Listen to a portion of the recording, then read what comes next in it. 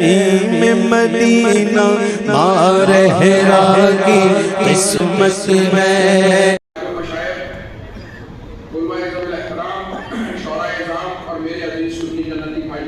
السلام علیکم ورحمۃ اللہ وبرکاتہ۔ حضرات گرامی 10:20 ہو چکے ہیں۔ میں 10 سے 15 منٹ آپ سے گفتگو کروں گا، اس کے بعد آج مشاہد آپ کے لیے دعا کریں گے، بیان کریں گے انشاءاللہ۔ ماشاءاللہ پالگڑھ کی اس تاریخی مسجد میں میں دیکھ رہا ہوں کہ کس طریقے سے عاشقان اہل سنت کا، عاشقان رسول و عاشقان غوث و خواجہ کا یہ مجمع لگا ہوا ہے، اور پالگڑھ سے خانقاہ برکاتیہ کا کوئی رشتہ آج سے نہیں ہے، بلکہ 50 سال قبل میرے دادا حضور احسن العلماء یہاں مستقل تشریف لاتے تھے، اور جیسا کہ غریب ملالیہ صاحب نے بتایا کہ 8 دن یہاں پر قیام فرماتے تھے، اور آج کئی پرانے برکاتی پیربھائی جو حضرت کی زندگی میں کم عمر تھے، 15 سال کے 20 سال کے تھے، اور آج ماشاءاللہ 60-70 سال کے ہیں، ان سے ملاقات ہوئی، بہت خوشی ہوئی۔ تو حضرت کی پہلی آمد ہے اور میری پہلی آمد ہے یہاں پر، لیکن رشتہ جو ہے آپ سے 50, 60 اور 70 سال پرانا، اور اب یہ ماشاءاللہ دوبارہ اس میں تاثیر پیدا ہو گئی ہے، اور آج آپ کے یہاں بہت اچھا ایجوکیشن پروگرام ہوا۔ حضرات گرامی، ہمارے خانقاہ کا نعرہ ہے کہ آدھی روٹی کھائیے، بچوں کو پڑھائیے، یعنی چاہے ہم اپنے کھانے پینے میں احتیاط کر لیں، لیکن بچوں کی تعلیم میں جو ہے اس کو ہمیں بہتر سے بہتر بنانا ہے۔ اور میں اس میں جوڑا ہے کہ سب سے پہلے فرض علوم سکھائیے، یعنی اپنے بچوں کو اپنی حیثیت کے مطابق بہترین سے بہترین تعلیم دی جائے، لیکن سب سے پہلے ضروری علم دین سکھایا جائے، یعنی اللہ رب العزت کے بارے میں کیا عقائد ہونے چاہیے، رسول پاک صلی اللہ تعالیٰ علیہ وسلم کے بارے میں کیا عقائد ہونے چاہیے، صحابہ اہل بیت کے بارے میں کیا عقائد ہونے چاہیے، نماز کے مسائل آنے چاہیے، روزے کے، حج کے، زکوٰۃ کے، حلال و حرام، نکاح و طلاق کے، کم سے کم اتنا دین ہر آدمی پر سیکھنا، اور ان باتیں اس پر سیکھنا۔ اس دنیا میں ہم سب جو ہیں ایک مسافر کی طرح ہیں، اور چند سال کا وقت لے کر ہم یہاں پر آئے ہیں۔ اللہ رب العزت نے ہمیں اس امتحان گاہ میں بھیجا ہے، اور ایک دن یہ سانسیں ختم ہو جائیں گی اور ہم اللہ کے حضور حاضر ہو جائیں گے۔ وہاں پر ہم نے اس دنیا میں کیا توشہ آخرت جمع کیا، کیا اعمال کیے، کیا ہمارے عقیدے تھے، ان سب کے مطابق ہمارا جو ہے حساب ہوگا۔ حضرات گرامی، عقل مند انسان وہی ہوا کرتا ہے جو اپنے مشن پہ ہمیشہ نظر رکھا کرتا ہے، اپنے ویژن پہ نظر رکھا کرتا ہے، جو اس کا مین ہدف ہوتا ہے اس پہ نظر رکھا کرتا ہے۔ تو ایک مومن کا ایک مین ہدف یہ ہے کہ آخرت میں وہ کامیاب ہو جائے، اس دنیا سے صاحب ایمان چلا جائے، اور جو ہے اس کا جو ہے حساب و کتاب آسانی سے ہو جائے۔ اسی مقصد سے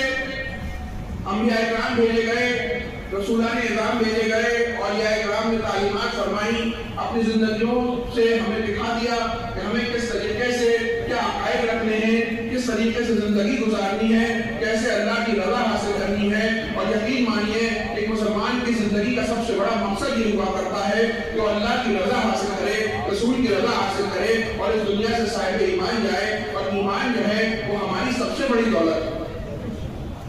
جان سے بھی بڑی دولت جو ہے وہ ایمان ہے۔ ہم اپنی دنیاوی دولت کا کتنا خیال رکھتے ہیں، ذرا سے سونے کے زیورات ہوا کرتے ہیں تو ہم اپنے گھر کے سب سے اہم کمرے کی سب سے اہم الماری کے لاکر میں لاک کر کے رکھا کرتے ہیں۔ کبھی شادیوں میں بہنیں پہن کے جاتی ہیں، واپس آتے ہیں پھر سے لاک کر کے رکھ دیتے ہیں۔ تو یہ عالم تو ہماری دنیاوی دولت کی حفاظت کا ہے، جو ہمارے دنیا سے جاتے وقت ہم سے جدا ہو جائے گی۔ تو سوچئے اس دولت کی حفاظت کا ہمیں کتنا اہتمام کرنا چاہیے، جو ہماری سب سے بڑی دولت ہے، یعنی دولت ایمان کا کتنا حفاظت کرنی چاہیے۔ لیکن ہمارا آج کل یہ سسٹم ہو گیا ہے کہ ہم اس بات کی طرف توجہ نہیں دیتے ہیں۔ ہم یہ سمجھ جاتے ہیں کہ جس دنیا میں ہم ایک مسافر کی طرح آئے ہیں، ہم رہتے رہتے یہاں کی رنگینیوں میں، یہاں کی آسائشوں میں، یہاں کی آسانیوں میں یہ بات بھول جاتے ہیں کہ ایک دن ہمیں جانا ہے۔ اور حضرات گرامی، عموماً انسان کی 60, 70, 80 سال زندگی ہوا کرتی ہے،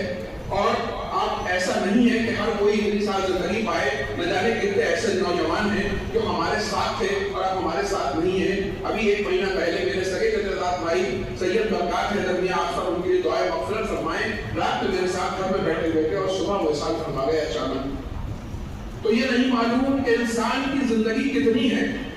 اور انسان کوشش کرتا ہے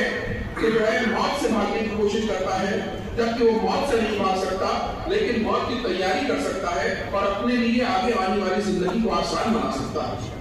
تو جس کے سامنے اس کا مقصد ہوتا ہے، یعنی اس کا ویژن ہوتا ہے، ہمارے بچے IAS کی تیاری کرتے ہیں، نیٹ ایگزام کی تیاری کرتے ہیں، بچے بہت محنت کرتے ہیں، وہ اپنے سامنے لکھ لیا کرتے ہیں کہ مجھے یہ ایگزام کوالیفائی کرنا ہے، اور اس کے لیے قربانیاں دیا کرتے ہیں، موبائل سے دور رہتے ہیں، 10-10 گھنٹے پڑھائی کرتے ہیں اور اپنی نیند کی قربانی دیتے ہیں، مستقل محنت کرتے ہیں، تب اس دنیاوی امتحان میں کامیاب ہوتے ہیں اور نہیں بھی ہوتے ہیں، اور اس دنیاوی امتحان سے کامیابی سے صرف دنیا کی زندگی کامیاب ہوتی ہے۔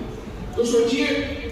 اگر انسان کو معلوم ہو کہ میری زندگی کا جو مقصد ہے وہ آخرت کی کامیابی ہے، اور ہر وقت وہ اپنے ویژن کو، اپنے مشن کو سامنے رکھے، تو اس کی زندگی کے فیصلے جو ہیں وہ اسی حساب سے ہو جائیں گے۔ پھر وہ دنیاوی دولت کے پیچھے نہیں بھاگے گا، اس میں بھی جو دنیا میں ہمارا حصہ ہے اسے ہمیں لینا ہے، لیکن کہیں ایسا نہ ہو کہ دنیاوی دولت حاصل کرنے کے چکر میں ہم حلال و حرام کا فرق بھول جائیں اور ہم جو ہے آخرت کی تیاری کرنا بھول جائیں، تو شاید آخرت کو تیار کرنا بھول جائیں۔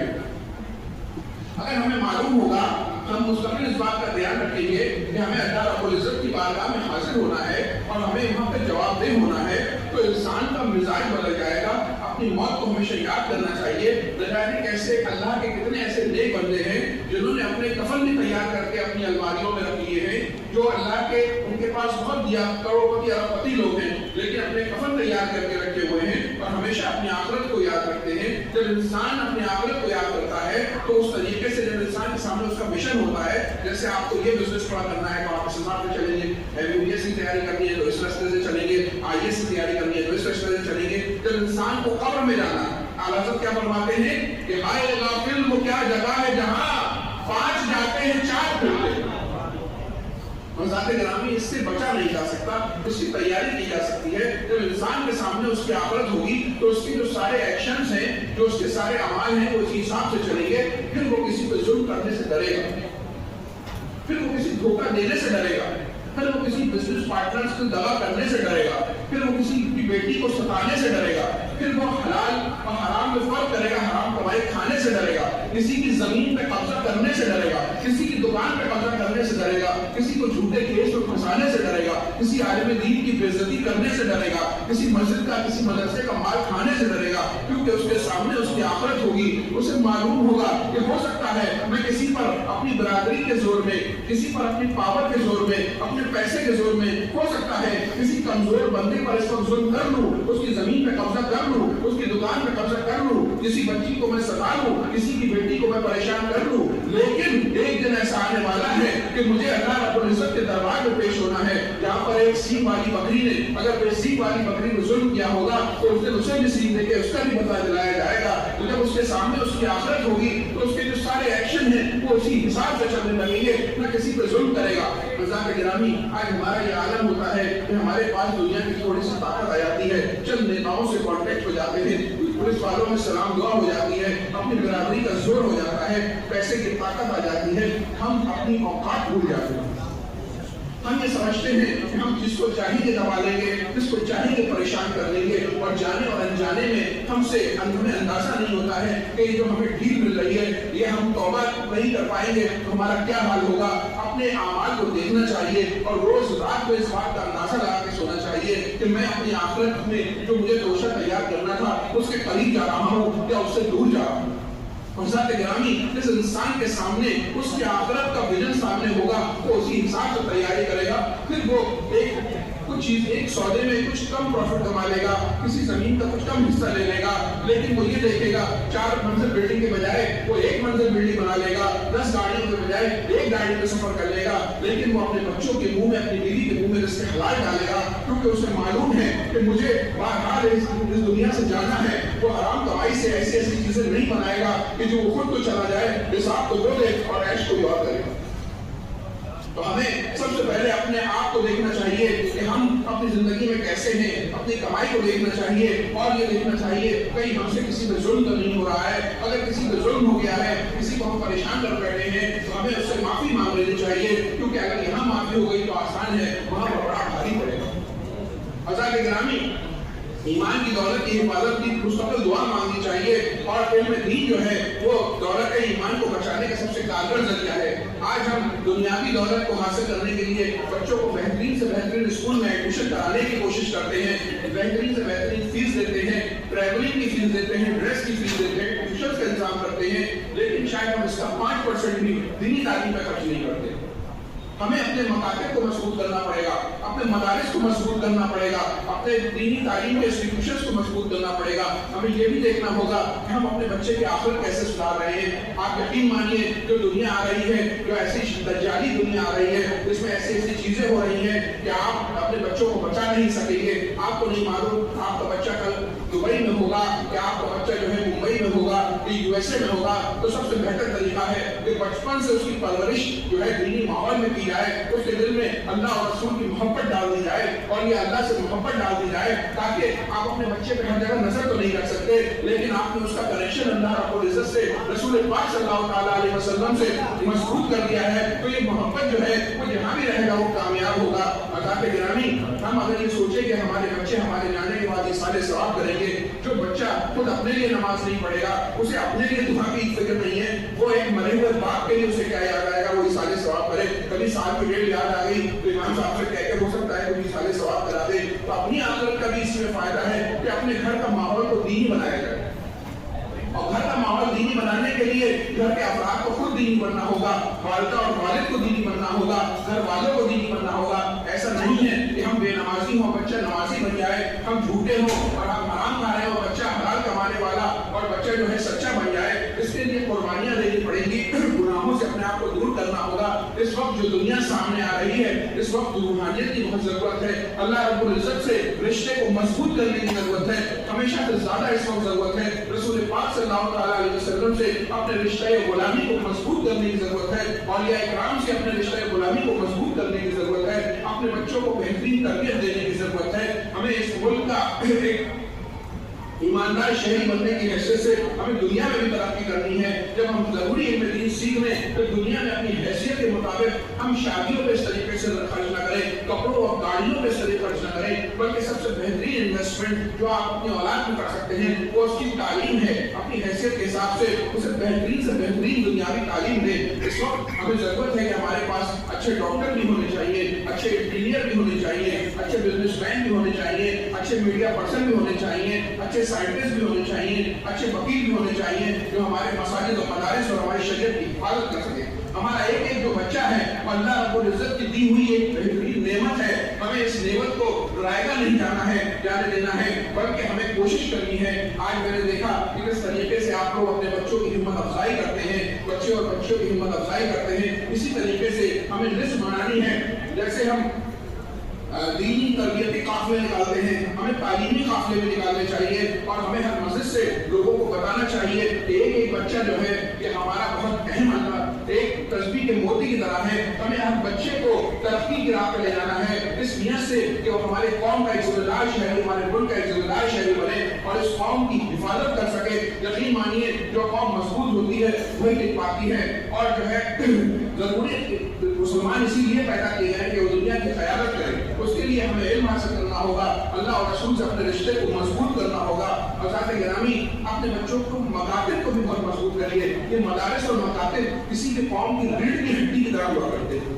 مضبوط سے مضبوط پہلوان اگر اس کی ریڑھ کی ہڈی میں چوٹ لگ جائے تو وہ بیٹ سے آ لگتا ہے اور وہ کمزور پڑ جایا کرتا ہے۔ اسی طریقے سے کسی قوم کی جو ریڑھ کی ہڈی ہوا کرتی ہے وہ اس کے مدارس اور مکاتب ہوا کرتے ہیں، جن کو کمزور کرنے کی کوشش کی جا رہی ہے۔ اگر ہمارے مدارس اور